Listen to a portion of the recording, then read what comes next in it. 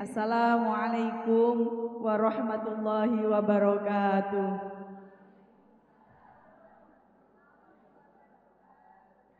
Alhamdulillahirabbil alamin. Wa bihi nasta'inu ala umurid dunya waddin. Wassalatu wassalamu ala asyrafil anbiya'i wal mursalin. Sayyidina wa maulana Muhammadin wa ala alihi wa sahbihi ajma'in, amma ba'du. Ya, alhamdulillah pada sore hari ini kita sakit berkumpul dalam majelis yang insyaallah penuh berkah ini nggih. Lah ini memang rutinan setiap Jumat pertama. Ini memang kegiatannya dari Fatayat. Oh, kerjasama dengan Masjid Suciati, alhamdulillah. Ya, mudah-mudahan istiqomah dan berjalan dengan lancar. Amin ya rabbal alamin. Ya, ini kalau nggak salah memang waktunya sampai jam 17 ya. Dan di luar juga sudah mendung-mendung, walaupun mendung tidak berarti hujan, tapi sudah gerimis. Cinta ibu, sakinah dalam keluarga ya. Jadi yang punya cinta itu memang hanya ibu kayaknya. Yeah. Jadi memang kemarin baru saya baca bahwasanya kalau di dalam Al-Quran menika banyak mana Allah itu menyebut ayah dan ibu di dalam Al-Quran. Nah ternyata setelah dilihat itu ternyata malah banyak ayah yang disebut di dalam Al-Quran ya. Dan itu pun seperti kayak di surat Luqman itu ya, idqala libnihi wa huwa ya'izuhu ya bunayya la tusyrik billah. Itu kan nasihatnya Luqman kepada anaknya ya. Luqman itu siapa? Luqman itu adalah orang soleh ya, yang kemudian diceritakan oleh Allah di dalam Al-Quran, dan dia yang menasehati anaknya di dalam Al-Quran itu. Jadi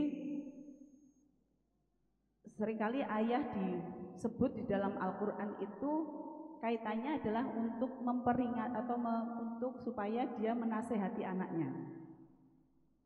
Tapi kalau ibu disebut di dalam Al-Quran itu biasanya kaitannya supaya anak itu tidak berani kepada orang tuanya gitu. Jadi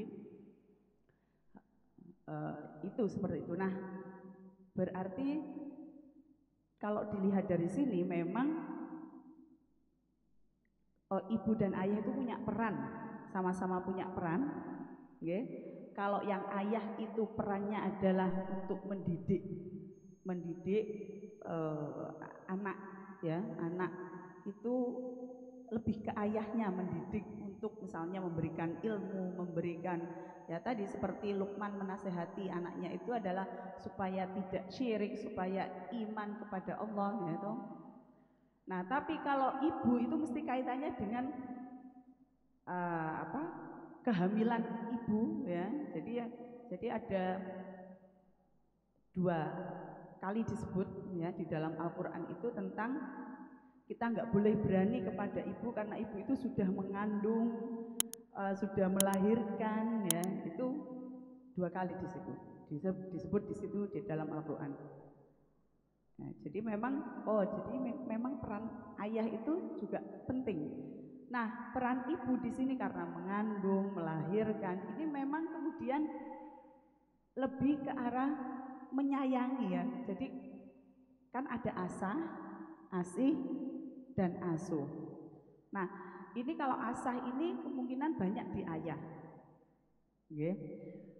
Nah, kalau asih ini banyak di ibu. Nah, kalau asuh ini dua-duanya. Ya, dua-duanya. Mengasuh itu ya kedua orang tuanya. Sehingga memang ibu itu hanya tugasnya itu memberikan kasih sayang kepada anaknya. Ya, memberikan kasih sayang, cinta kepada anak dan keluarganya. Lah apakah terus ibu itu tidak mendidik atau tidak? Ya, kalau ayahnya tidak berperan, tidak bisa mengasah, ya akhirnya nanti tugasnya jadi ibu semua. Jadi kalau ayah tidak bagi tugas, ya itu akhirnya semuanya jadi perannya ke ibu semua. Ya seperti para single parent niku nggih, ibu-ibu yang sudah ditinggal oleh suaminya ataupun yang memang bercerai atau apa, itu tugasnya menjadi satu. Nah, ini berarti kalau sudah tugasnya menjadi satu, ini berarti ibu ini harus hebat loh. Harus hebat ini. Kalau sudah jadi satu seperti itu berarti harus punya kehebatan lebih, yang mendidik, ya, yang mengasihi, ya, yang mengasuh. Ini harus kuat. Kalau nggak kuat, pasti nanti ada sesuatu jadinya ya tidak seperti yang diharapkan. Mengaten. Jadi itulah apa namanya, pembagian tugas, ya, pembagian tugas antara ayah dan ibu. Nah di sini ibulah yang berperan memberikan cinta. Padahal kalau ibu itu kan bagaimana? Kalau di rumah tangga paling yang cerewet, mboten nggih? Ngomelan. Loh, jangan salah Bu. Kecerewetan dan omelan itu adalah wujud dari rasa cinta, wujud dari rasa sayang. Oh, kalau itu enggak apa-apa, itu justru wujud cintanya itu adalah dengan omelan, dengan itu. Lah ibu meneng wae itu ya berarti orang cinta karo anaknya. Meneng ae dibarke anaknya jumpalitan gitu ya dimbarke aja, itu berarti dia nggak cinta Bu, nggak kasih. Jadi jangan dimaknai cinta kasih sayang itu tidak ngomel, boten. Benten ya. Justru dengan ngomel, justru dengan apa istilahnya cerewet, itu adalah wujud cinta dan kasih sayang seorang ibu. Oke. Kalau bapak itu biasanya karena mendidik, mengasah, ngomongnya irit, nggak banyak. Cuman mendidik, mengasah, gitu. Yang ngomongnya seperlunya. Yes, gini, udah seperlunya. Tapi lah ibu kan nggak dowo, itu sampai dari A sampai Z, dari Sabang sampai Merauke gitu kan. Itu ya itu memang seperti itu adalah wujud cinta. Nah, yang tidak boleh itu adalah ngomelnya ibu itu disertai dengan hati yang benci. Nah, itu beda. Cerewet tapi nggak pakai hati yang benci niku akan anak itu terasa. Tapi kalau sudah pakai hati yang benci, nah niku mesake anak ini. Ya, anak itu akan merasa tertolak, tidak ada yang menyayangi lagi. Jadi kalau cerewetnya itu harusnya memang nggak boleh pakai hati Bu, mboten enten, tidak ada rasa, tidak ada rasa benci. Yes, main, hei tangi toh, iki biasa jam itu ya, dan itu nggak pakai hati. Tapi kalau pakai hati itu anak itu ada seorang apa sering kegagalan dalam kepengasuhan itu adalah karena ibunya itu terus ada rasa benci terhadap anaknya. Nah itu sudah beda, itu sudah tidak menyayangi lagi. Mboten angsal benci kalau anaknya pokoknya. Lem menyayangi itu memang harus benar-benar apa namanya tulus ibu nih. Ya supaya apa? Supaya sakinah ini tadi. Ya, supaya rumah tangga atau dalam kehidupan keluarganya itu menjadi harmonis. Tapi lah ibu wis duwe rasa benci, bahaya. Jadi banyak sekali hadis-hadis yang bisa memotivasi ibu itu supaya mengasah rasa kasih sayangnya, terutama di dalam keluarga. Ya ini hadisnya memang untuk umum, geng. Contohnya adalah hadis malayarham layurham. Barang siapa tidak menyayangi, maka dia juga tidak akan disayangi. Misalnya kok ada anak itu kok sama jenengan tidak sayang, lah jenengan tanya kembali ke hatinya, jenengan nyayangi mboten ke anak itu. Hadisnya begitu. Kalau kita tidak menyayangi, maka kita juga tidak akan disayangi. Berarti dari kita sendiri harus muncul rasa menyayangi dulu supaya ingin disayangi. Sama suami pun seperti itu. Jadi misalnya kalau ada istri komplain, kamu kok gak sayang sama aku mas? Begitu ya. Lah, ya ditanyakan lagi ke diri kita. Lah, diri kita sudah menyayangi suami kita seutuhnya apa enggak, ngoten? Gitu. Jangan-jangan kita juga belum menyayangi atau tidak menyayangi. Ngoten, nggih. Ya ini hadis umum, tapi bisa dipraktekkan ke semuanya, baik ke suami, anak, tetangga, ya, sama tetangga juga seperti itu. Terus juga ada irhamu man fil ardi yarhamukum man fis sama. Ya. Kalau jenengan itu menjadi penyayang, terutama di dalam keluarga, maka Allah itu akan, atau yang di langit itu juga akan menyayangi jenengan.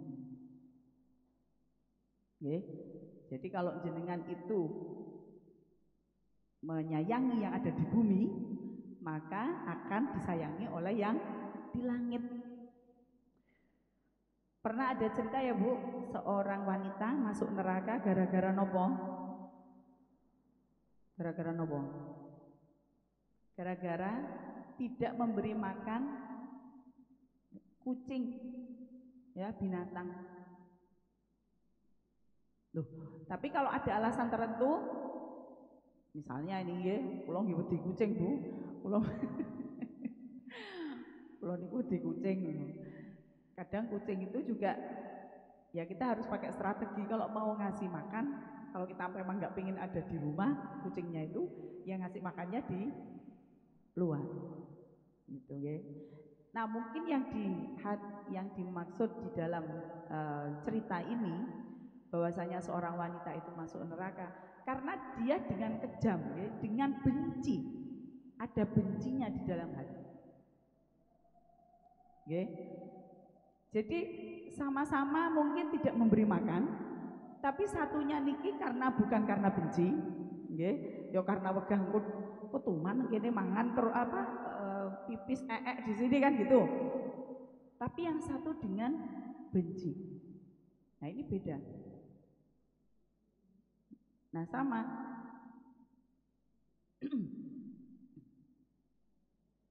Nah, seorang ibu, nah niki nggih ikut. Kalau misalnya punya anak lebih dari satu, niki kadang ada ujiannya jenengan. Ujiannya apa? Ujiannya itu bisa jadi jenengan itu lebih sayang kepada yang nomor satu daripada yang nomor dua. Nah, ini juga akan menjadi masalah.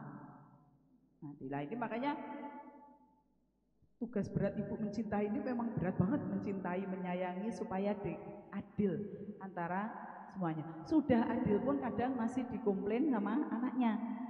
Sudah adil, ini masih ada saja komplain dari anaknya itu. Apalagi kalau tidak adil di dalam menyayangi. Nggih.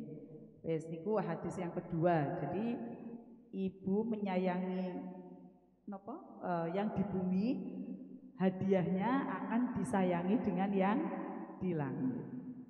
Terus ada lagi nih hadis,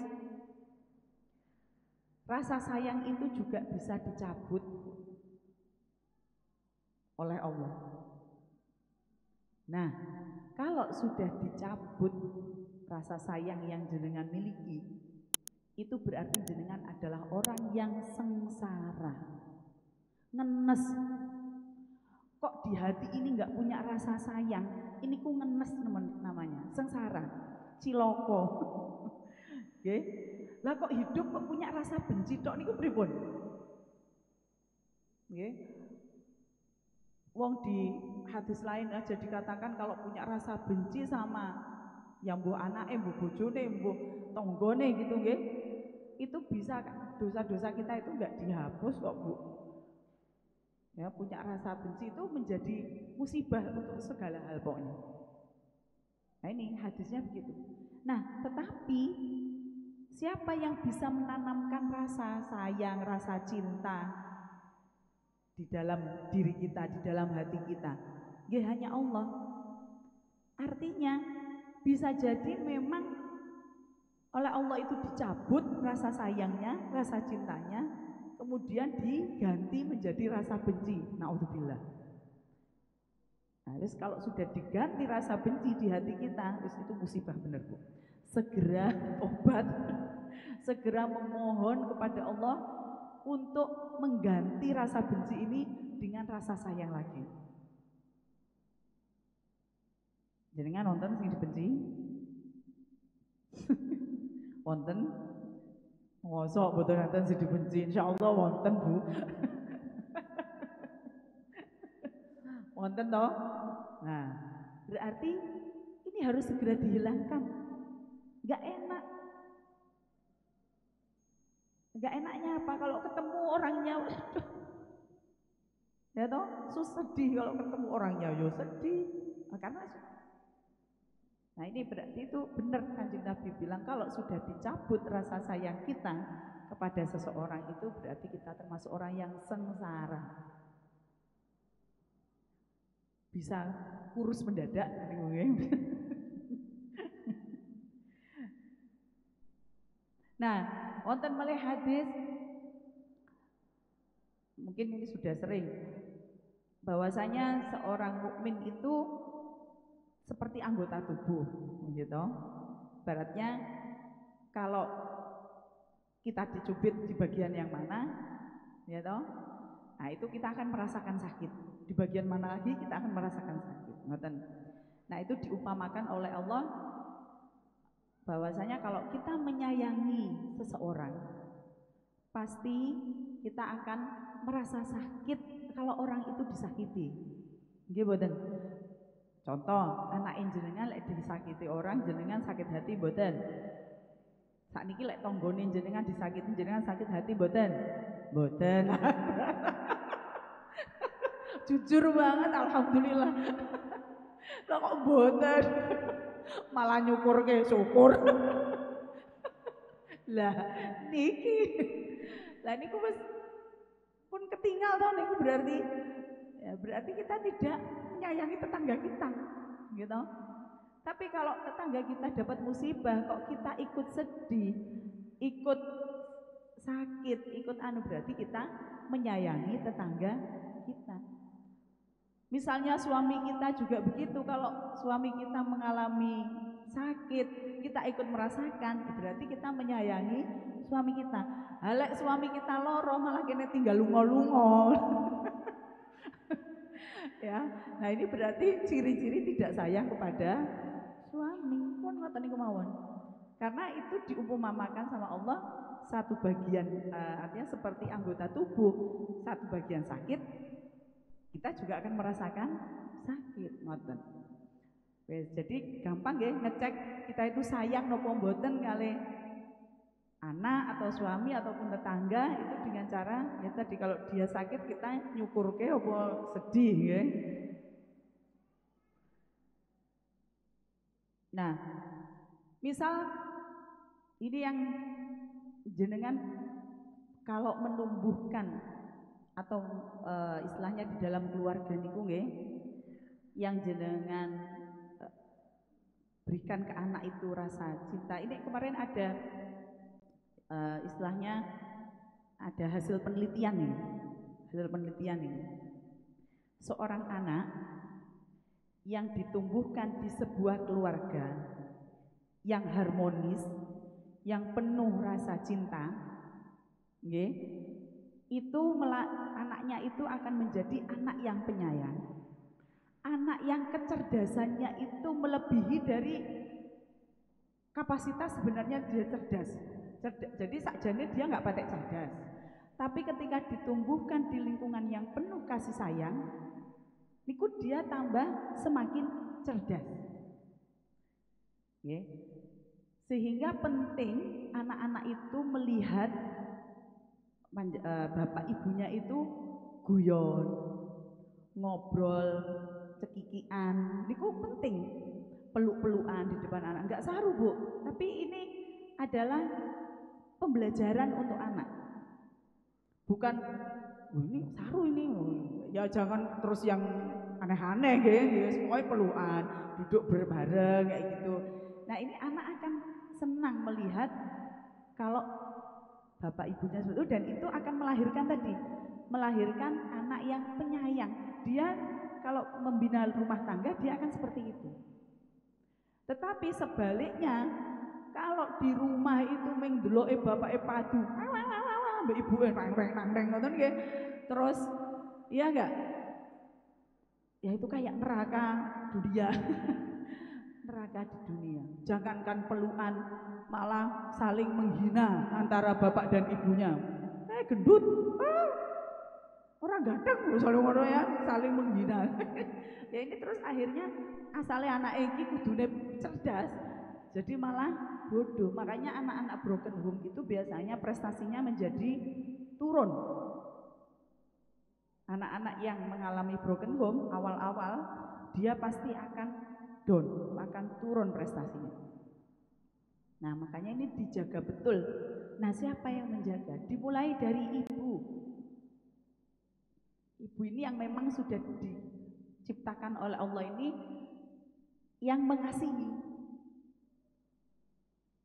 yang mengasihi. Nah, tapi ibu kan yo juga butuh dibelai tuh bu sama suami lah, yuk garek kondo, nggak usah jaim ngoten. Jadi misalnya kok suaminya cuek, nggak mau kok ya jenengan garek, bah, mriki to bah. Mriki kula mbok disayang to Bang. Enggak terus malah banting piring jebret ngono. Butuh disayang kok banting piring, banting pintu. Ya enggak ngerti nih. Ki arep apa iki, arep kok kaya Palestina mbek Israel iki. Ya, jadi enggak paham. Laki-laki itu kadang enggak paham, Bu. Lek panjenengan mboten maringi pirsa, lek jenengan butuh dibelai, butuh disayang niku mboten paham. Lah niku jenengan maringi kersa. Mbok mriki to kula niku dipeluk to, Bang. Ngoten niku nggih ambek manja-manja ngoten niku malah seneng. Tapi kok malah terus sewot. Bojone teko padahal iki kepengin dipeluk tok, tapi niku ekspresi atau reaksinya niku, responnya niku teko wis gak senyum blas ya. Suami datang merengut dari bojone ono apa iki yo. Ya. Jadi enggak tahu, makanya ibu itu karena memang tadi tugasnya mengasihi di dalam keluarga, memberikan cinta.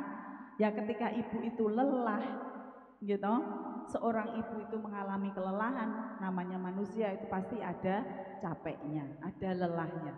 Nah, pun kalau mengalami lelah, wes langsung minta suaminya untuk mengobati lelahnya, dengan cara yang baik. Nah ini kan hadisnya ngoten niku, kalau kita itu harus membunuh, bunuhlah dengan baik.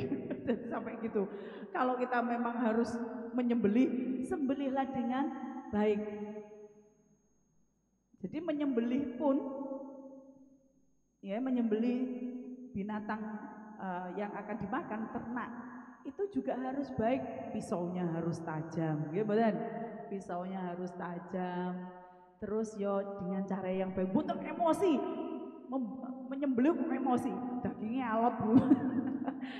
Ya seperti itu ya. Jadi itu tadi hasil penelitian itu perlu diperhatikan betul supaya anak-anak kita tumbuh menjadi anak-anak yang penyayang dan mempunyai kecerdasan melebihi dari apa yang seharusnya ya. Jadi memang oh ya, ketika memang harus ngomel tadi ya, ngomel niku memang kalau bisa niku tidak tadi membentak ya, membentak terus kemudian, karena ini yang sifatnya ini lebih ke kekerasan. Ketika anak itu diberikan kekerasan ya, entah itu berupa kekerasan verbal maupun apalagi fisik, niku ya tadi beberapa sel di otaknya itu sudah mati. Berarti kan ini ya tadi berarti menjadi tidak cerdas, menjadi bodoh. Jadi anak yang bodoh itu kadang ya anak yang sering dikerasi sama orang tuanya. Ya, jadi sebenarnya kita itu bisa ngomong dengan anak itu dengan tanpa kekerasan. Tapi kalau sudah pelan kok nggak mempan, nggak apa-apa, sekali-sekali shock terapi. Tapi buatan setiap marah itu shock terapi itu penting. Gusti Allah mawon ke kita itu juga seperti itu, Bu. Pertama dikandani kandani rampan, wah dibom, bret, entek wis. Ya, Allah pun seperti itu. Jadi ya kita ya tadi kalau ini sudah dengan cara yang baik gini, anak akan bisa terima kok. Oh ya itu memang karena saya salah, dikandani orang mempan, ya wis di shock terapi. Hei, nah wis kayak gitu tok, enggak terus yang sampai heboh gitu enggak ya, hanya untuk mengingatkan supaya dia fokus lagi. Ya saya kira itu, ini sudah jam pinten Bu, 17.04. Kita akhiri, mau kesidahan lagi mboten? Kalau niki mboten apal ya. Oh, anu sholawat busyra mawon nggih. Nggih ndongake ya.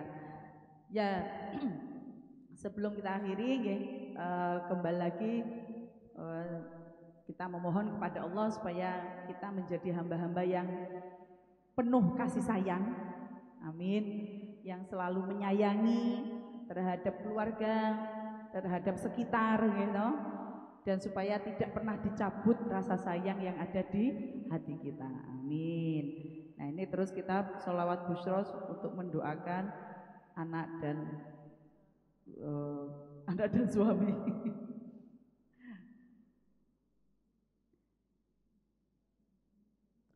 Allahumma sholli wa sallim ala sayyidina Muhammadin sahibil busyra salatan tubashshiruna biha wa ahlana wa auladana wa jami'i masyayikhina wa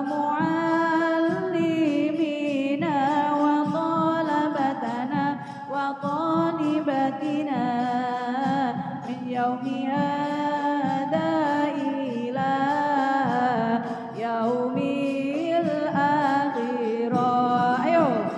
اللهم صل وسلم على سيدنا محمد صاحب البشرى صلاة تبشرنا وأهلنا وأولادنا وجميع مشايخنا ومعلمينا وطلبتنا وطالبتنا من يوم هذا إلى يوم الآخرة. اللهم صل وسلم على سيدنا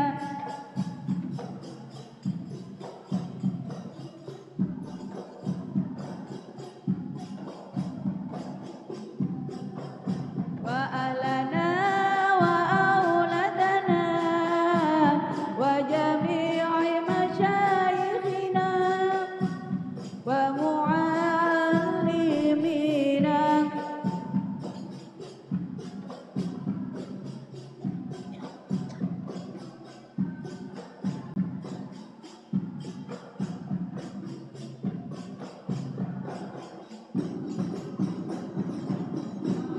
ثم صل وسلم على سيدنا محمد صاحب البشرى صلاة تبشرنا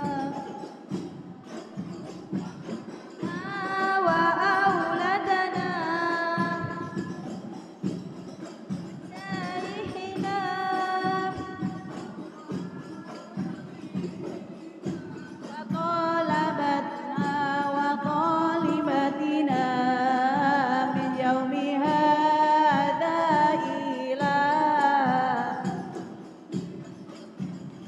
Ayo tibil qulub.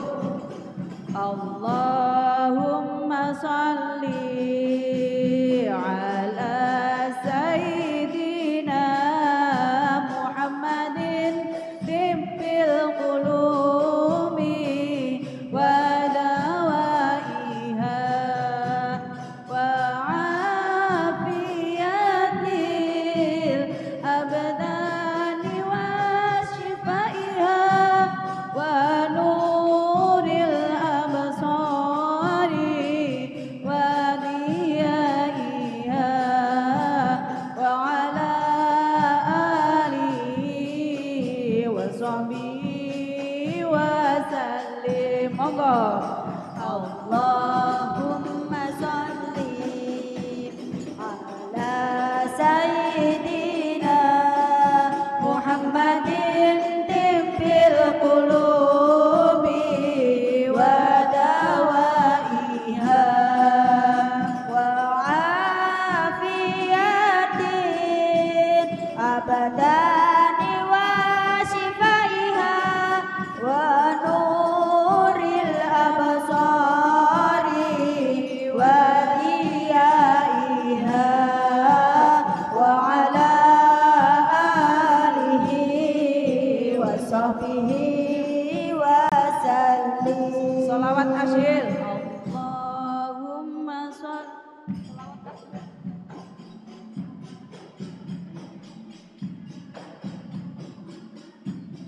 Lagunya beda.